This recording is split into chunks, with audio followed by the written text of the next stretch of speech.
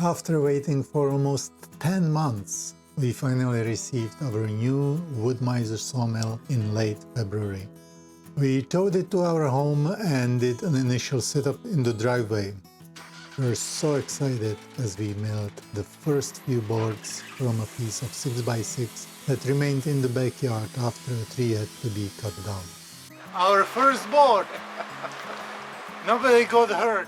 The real milling operation had to wait until we transported the sawmill to where the wood is. Our first run of the LT15 Wood-Mizer, and it's awesome and I can't wait. So in early April we got on an expedition to move the sawmill along with tools, supplies and material to our off-grid property in North Vancouver Island. Ahoy there! It's spring! It's April 10th and look at this!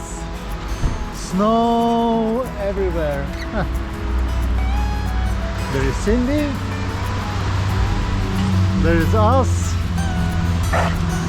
there is the sawmill, and we are off-grid bound. So this is our first big road trip of the season. We are moving the RV and the sawmill to our land, and we will park there, and after that we are hoping to spend a week or two and do some work and see if the styling works, and we'll do what we can. Enjoy the ride.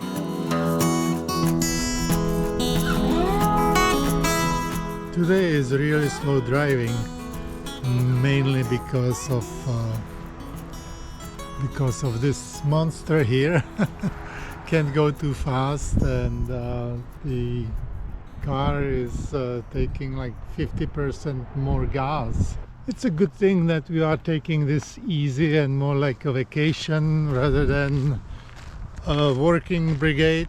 And we are going to take Cindy for a short walk because she is such a good girl. Cindy seems to be saying that she has spent enough time inside the car for today. She would really like to go in the RV.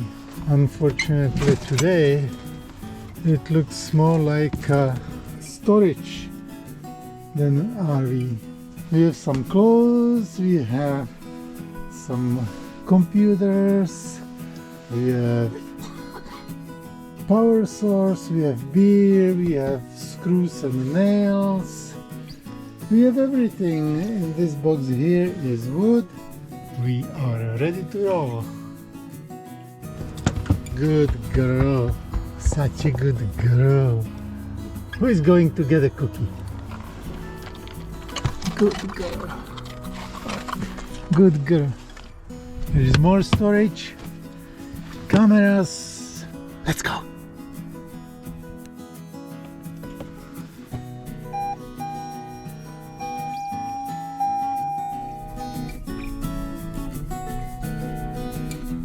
As we kept driving north, we encountered rain, snow, and the occasional sunshine.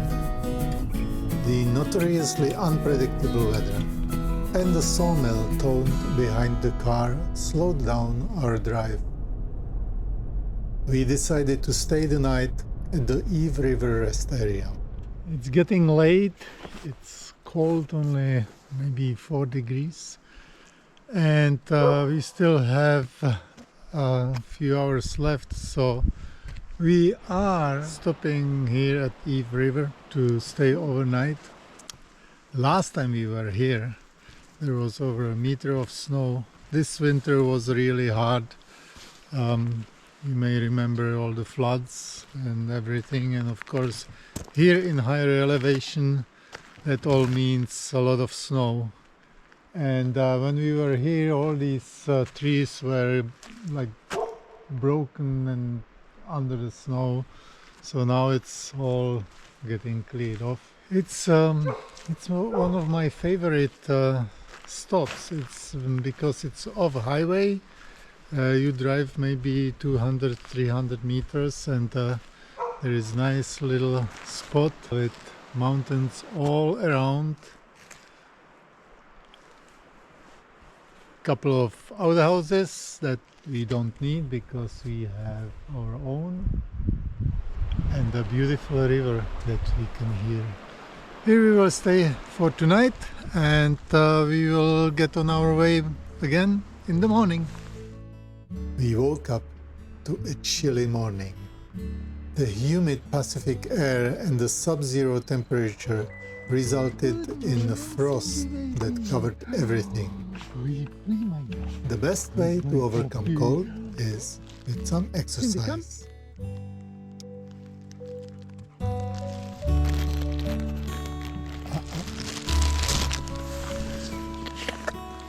Alright, well done. Fortunately, the heating in our RV worked nicely. We had a quick breakfast and spent a few moments enjoying the gorgeous scenery before getting on our way.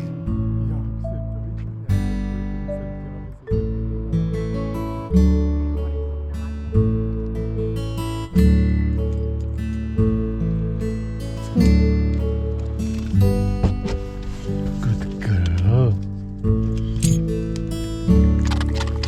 Good girl. Stay. Hey, hey. Come back. One more cookie.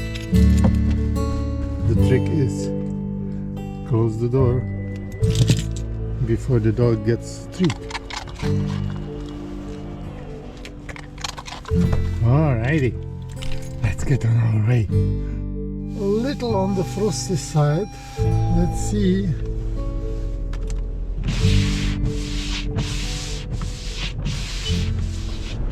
So it's -1 degree outside.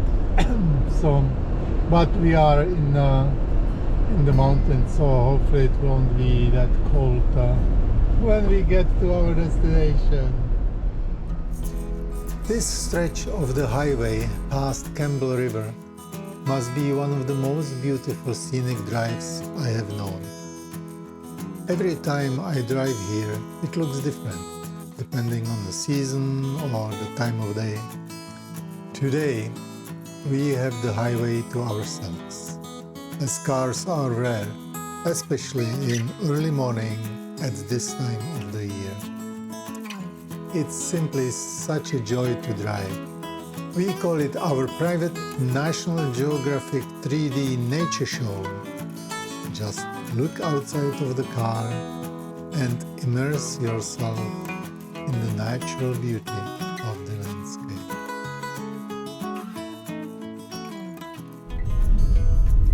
We are almost there. Couldn't have nicer weather. We are really delayed. And this last section of the road is what always concerns me most, because it's a logging road, so you never know what will happen here.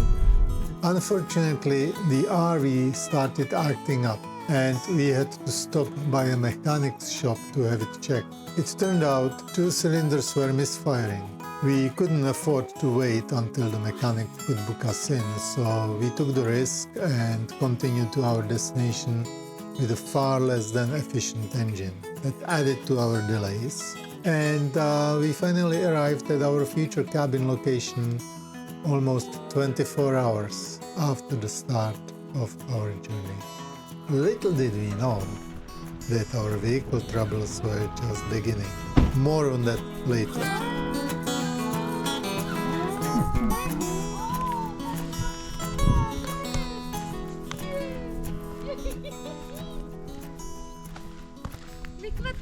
Oh, hyacinth! Wow. Where do you want to put it? I'm thinking we should actually put it down here, like this. A trip that usually takes about 6.5 hours without stopping took almost exactly 24. We'll figure out where to put the sawmill so it's not in the way. There was a guy at the Campbell River gas station admiring the sawmill and saying, "Oh, this looks brand new." Well, it does not anymore. Our first order of business was to unhook the sawmill, make sure it arrived with all parts. Looks like all is good.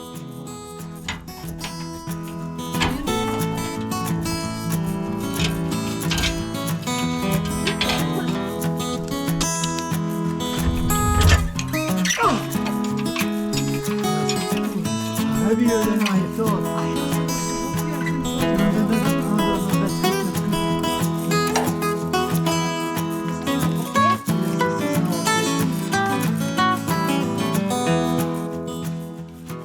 Hooray! The sawmill is, at least it's here. We will figure out exactly where to put it later, even though this doesn't look like a bad spot at all. I promised Grandpa Frankie that he could be part of the official start of the milling operation when we bring him along the following week. Our plan for the next few days was to prepare the campsite, do a bit of land clearing and exploring, and start building a deck on what we would call the guest campsite. We made some progress, but soon realized that we might have to rethink our plans a bit. It's much higher than we thought it would be, but even when we buried this piece over there, that's as much as we can do. At the end of the week, we left the sawmill and the RV at the property and got on the road again. We made the 6-hour drive home for the weekend with a plan to bring Frankie and more supplies. But when we returned, our vehicle troubles went up a notch. Here we were, with a flat tire, 60 kilometers from the closest service. I spent the next 3 days on a surreal odyssey to get a new tire, but that's a different story and it deserves its own video. By the time I returned, 3 days later, Frankie had already set up the sawmill and was impatiently waiting for me to give him the green signal. And so, with delays and misadventures along the way, our milling operation was finally about to start. We pulled it down. It went really smooth and easy, so we know we can handle something bigger the next time. And now we are about to start milling the first log.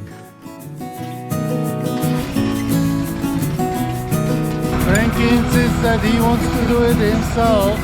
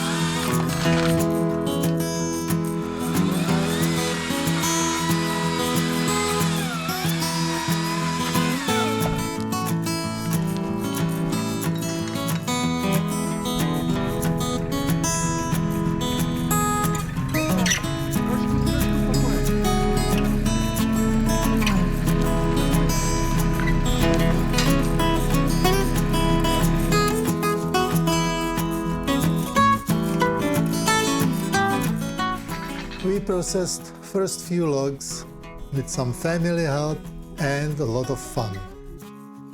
It's the morning of our last day here.